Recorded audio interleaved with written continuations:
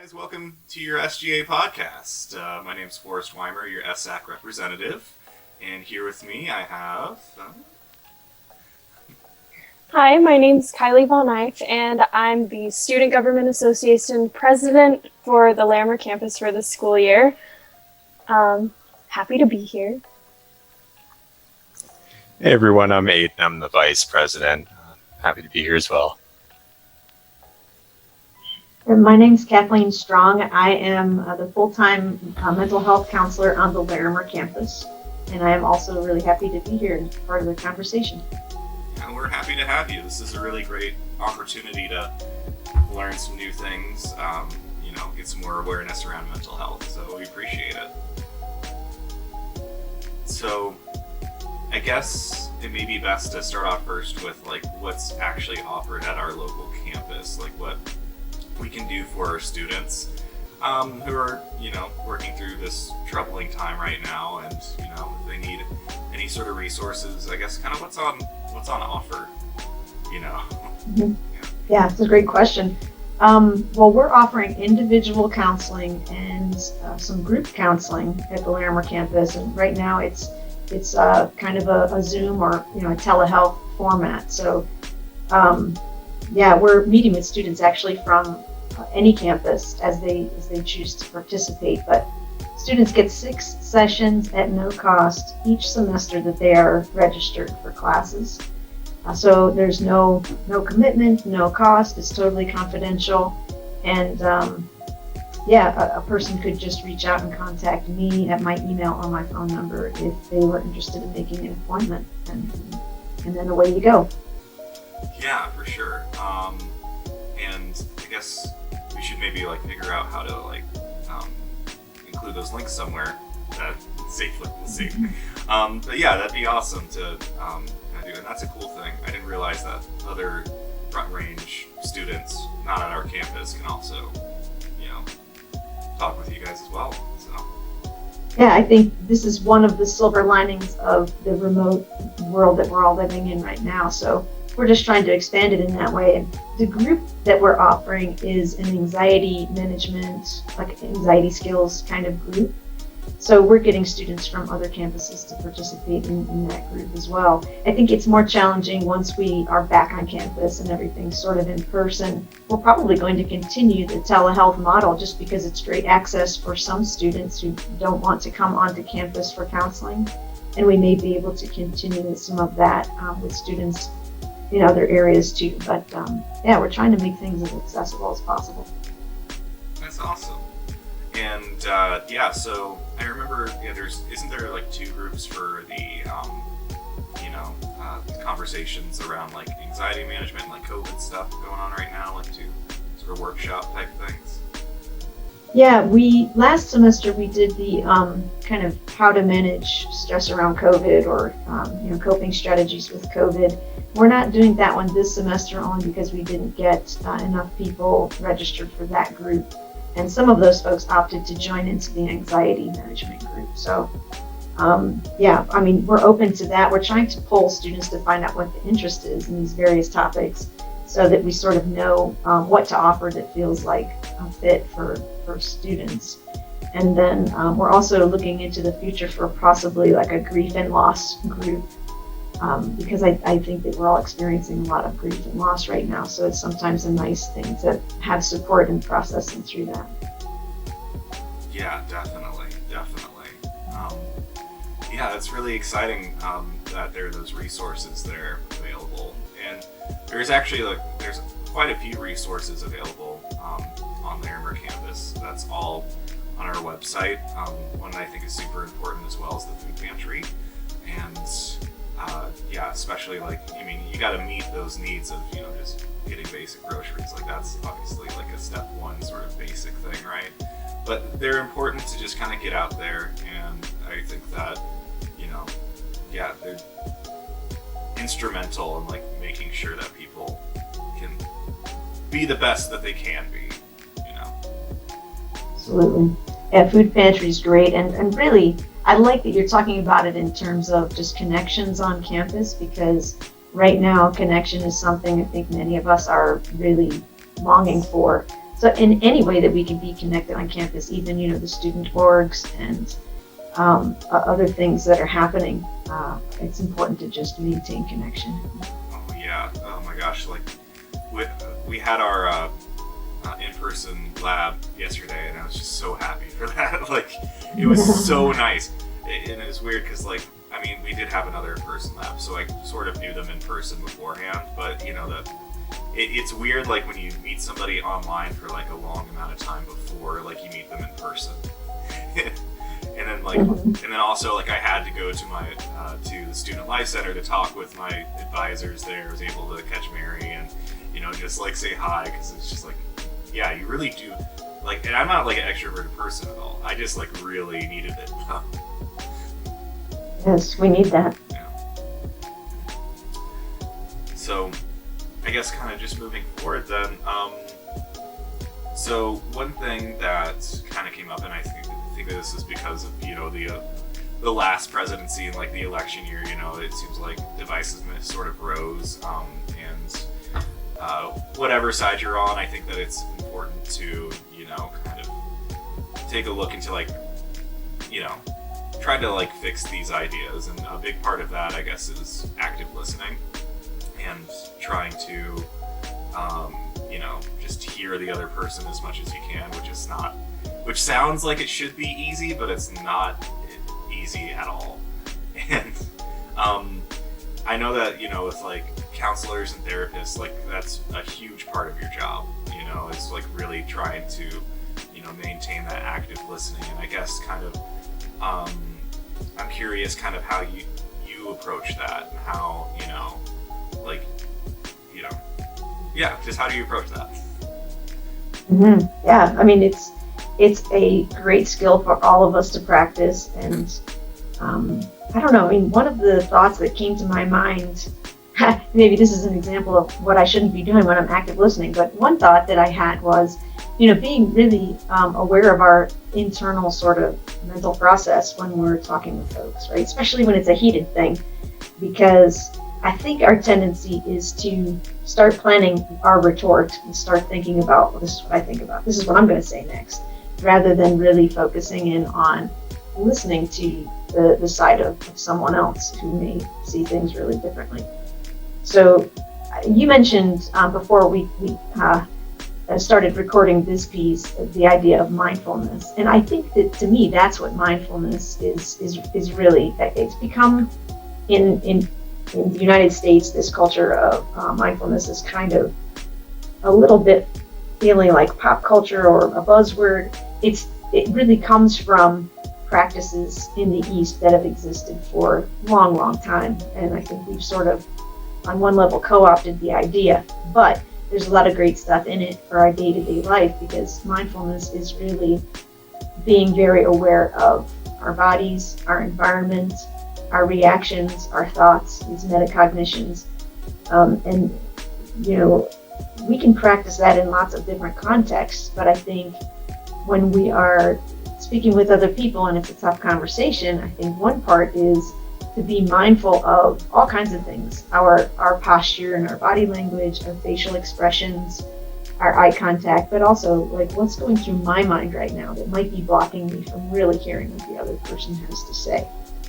It's hard to do. It's just habit, right? Like my example of what I was thinking about while you were talking is a perfect example. I was already imagining, what am I going to say?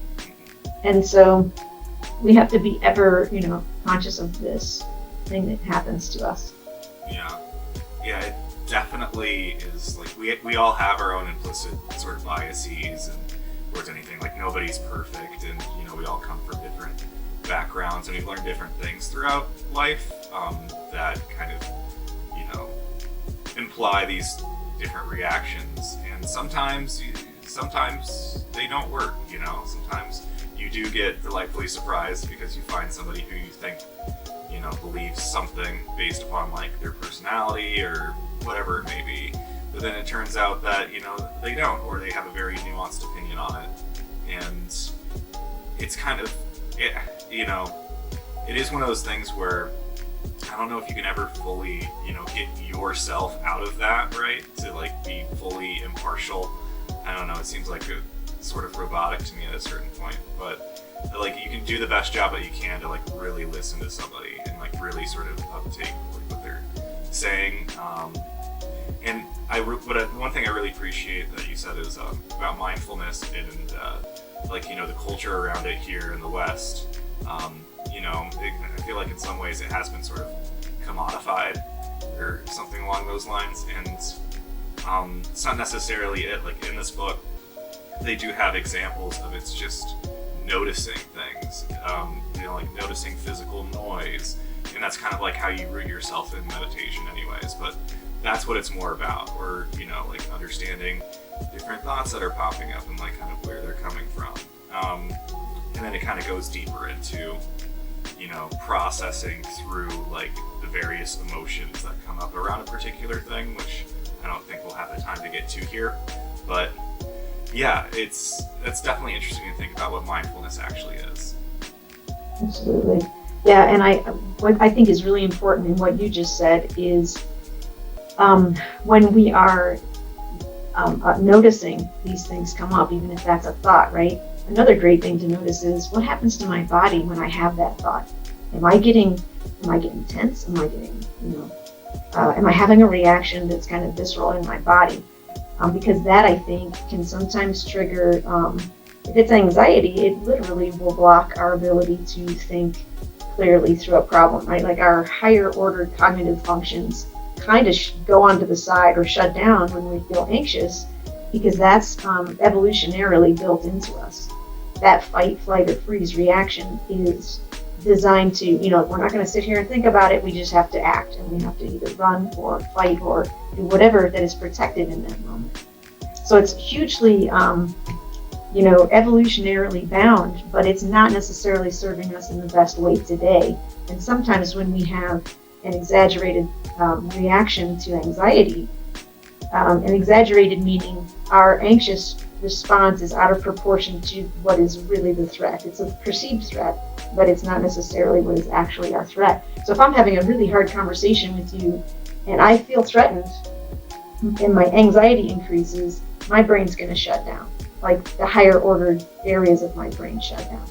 So when we can observe this in the moment, because often we feel it in our bodies, and it's built on some of these thoughts and these perceptions of threat. But when we feel it in our body, one thing we can do is breathe and relax and really make a conscious effort to relax our bodies. Then I think we're better able to respond to the person we're talking with, because we're going to be able to really be more thoughtful in what we're doing. Because then it just turns into this escalation of anxiety, and nobody's really at their best in those moments. Yeah, that's a good point, and it does bring up for me like this mantra I've heard in psychology is like everything that's psychological is ultimately biological as well. Mm-hmm. You know, they are so interconnected, like you can't separate it. And you know, we don't have to worry about being gored by elephants anymore or anything like that. You know, it's like we don't have to worry about trying to like fight for our lives on a day-to-day basis like we did back on like the veldt or wherever, you know. Like it wasn't, we live in a relatively like peaceful society, and so it's kind of interesting to think about, and also makes me think about like, can't you then like also, you know, stress yourself out as well by doing that repeatedly over, like if you know, anticipate that to be happening, then, you know, it can like kind of lead you down that path of like kind of going through that, I guess you could just say like the sympathetic nervous response to, you know, kind of fight or freeze, you know. Yeah, the neural pathways, I mean, this is a simplified way to think of it, and I'm not a neuroscientist or, you know, a neuropsychologist, but the neural pathways that we use when we have certain thought patterns or thought habits become really well worn, and we just go down that path almost automatically, right? So that's part of the awareness in thinking of, okay, what do my thoughts do? If I'm having this dialogue with you and you say something and suddenly I notice I have a thought, or I'm triggered into this feeling of anxiety, sometimes we have these really well-worn thought patterns that contribute to that. So what you're saying, I feel like that touches what you're saying in the sense of we can become it's not that it's a habit that to choose to be anxious, but it's almost like that's part of our process and our pattern. And so then we're always trying to bring that down. And the mindfulness piece is great because it challenges us to question, why am I feeling this way in this moment? Why am I thinking this thing in this moment?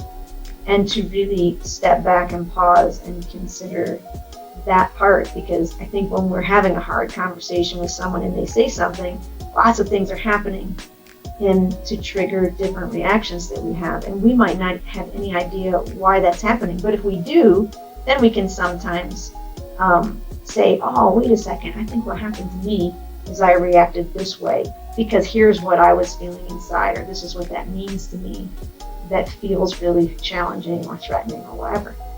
So that mindfulness is hugely key, because if we don't have mindfulness, we just sort of blow through all of that and we end up having a big fight with somebody, and then we wonder, like, why does this keep happening over again? Yeah, for sure. It definitely does seem instrumental in, opening up the door for active listening. Because like one of the first things that seems to be common with like meditation is like you learn to kind of not pause your thoughts, but like let them go by, or like not focus on like thoughts or anything like that. Just try to keep it sort of empty or something like that. And I feel like that's in some respect what you have to do when you're actively listening. Is like whenever I really try to actively listen to somebody, and it's like I do have to try. It's like a whole cognitive thing. I like had to think about it. Even in this conversation right now, I'm doing that. But like, you still have like these thoughts whiz by, and you're like, oh, well, that's how that goes with this, or et cetera, et cetera. So I think that's something. I mean, it's something that takes that. I'm not even quite sure you can like 100% do that, or maybe there's like the Buddhist monks or any sort of monk's been practicing it for like decades. So it's kind of like it's something that I think we could all, in our own different ways, sort of practice. It doesn't have to be by downloading like an app or something like that, or I'm sure that there's other ways around it.